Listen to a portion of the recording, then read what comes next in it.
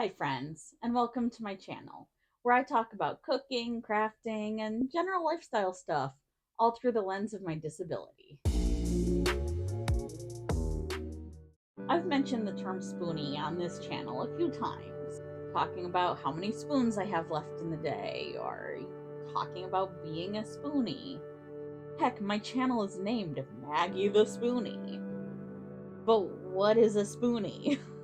The term spoonie comes from the spoon theory, which was coined by a woman named Christine Miserandino. I hope I'm pronouncing that correctly. If I'm not, please correct me in the comments. And it's a way to describe the amount of energy that disabled people have. Because a lot of disabled people have such limited energy throughout the day. It came about because she was at a cafe with a friend, and the friend wasn't quite understanding how limited her energy was. So she went around the cafe and gathered up all the spoons she could find and put them down and was like, okay, this is your energy for the day. And each task that you do requires a certain number of spoons. So, brushing your teeth, that would take away a spoon. Showering would take away 2 or 3 spoons for some people. Little tasks like that, and they add up throughout the day. Every little thing you do takes away some spoons.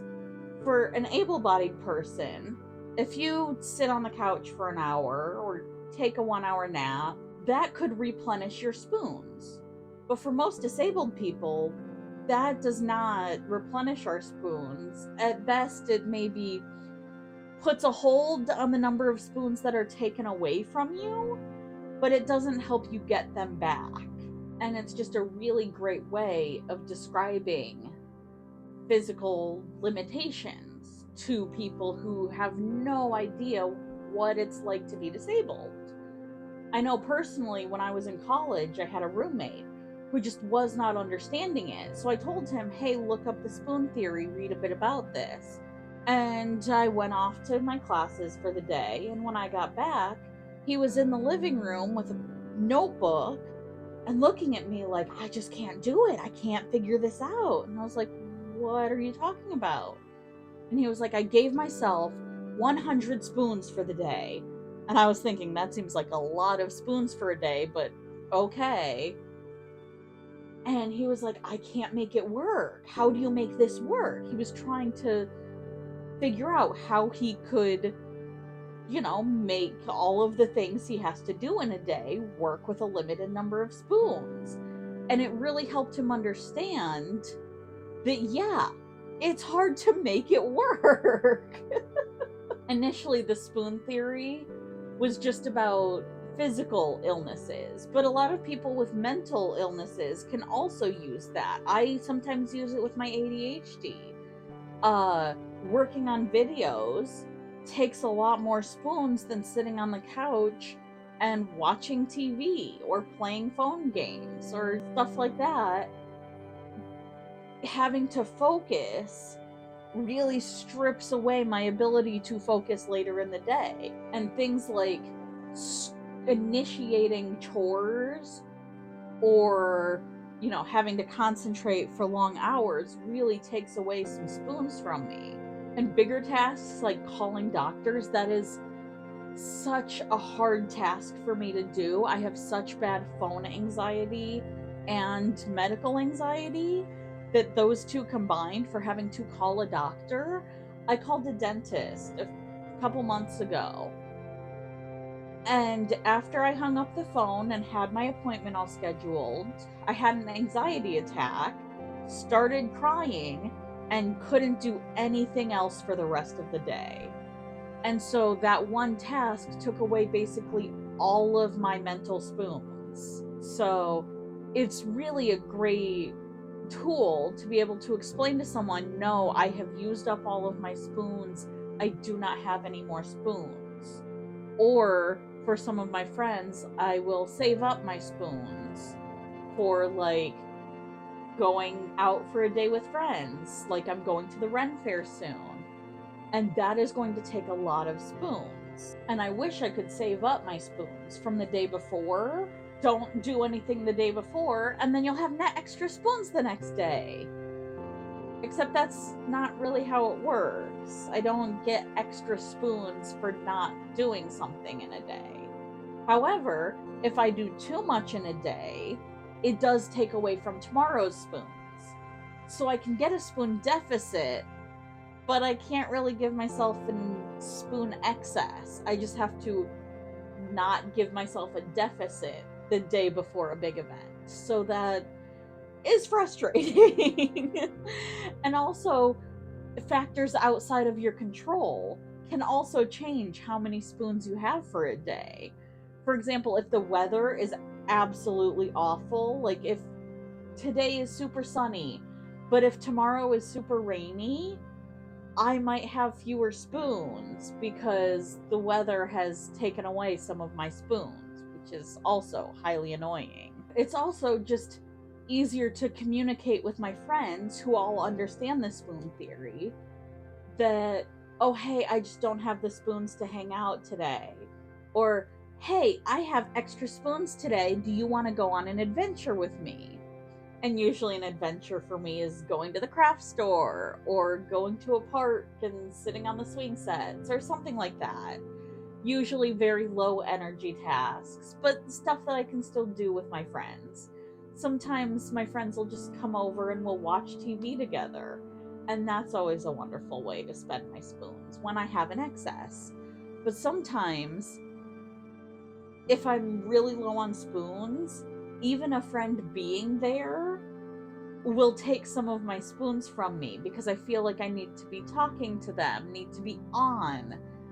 And that takes a lot of spoons. The spoon theory is also a great way to find community. For example, I forgot I was going to put this on at the beginning of the video. I have a little spoon necklace here that my best friend, who is also a spoonie, bought for me. And it's super sweet.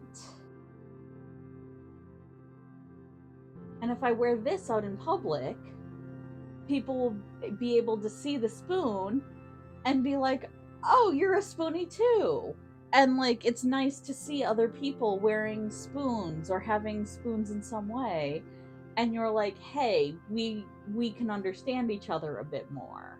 And it's nice to feel that community around you, even if it's someone you never interact with. It's still nice to see, oh, hey, you're like me. Some people don't really like the spoon theory that much. If you look online, there's so many people who are like, oh, the spoon theory is awful, the spoon theory is terrible.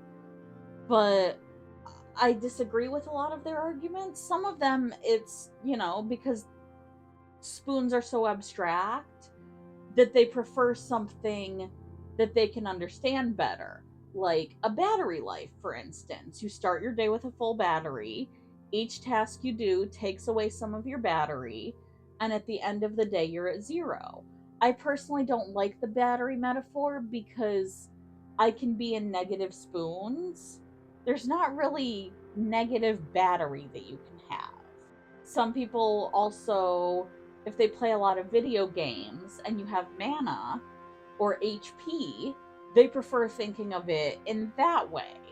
That, you start your day with a full thing of mana, and as you do things, it's like using spells, and then at the end of the day, you're out of mana.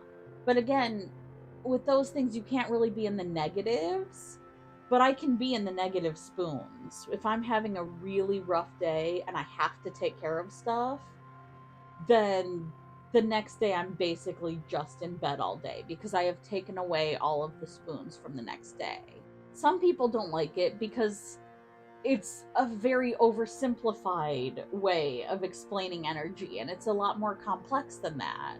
But that's kind of the point of the spoon theory, is it's a simplification of why I have limited energy throughout the day.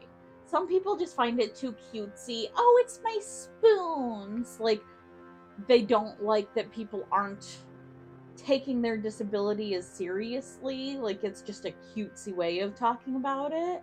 But as you can see through my channel, I talk about my disability in a very serious way. I am very frank about, no, I can and cannot do these things. Spoons is just an easy way for me to say those things. And also, yeah, it is a bit cutesy. I'm a bit cutesy. It's okay for it to be cutesy sometimes because, sure, disability's serious, but it's also just part of my life, and I don't want to always be super serious about my disability. Sometimes I want to make light of it. Some people find the spoon theory a bit belittling, like, oh yeah, you have limited energy, but I don't know. I personally have found the spoon theory to be very useful for me, so it is what I use. If you don't like it, you can use something else, and that's great for you. It is a tool, and I like to use this tool. If you like to use the term spoonie in your daily life, let me know down below.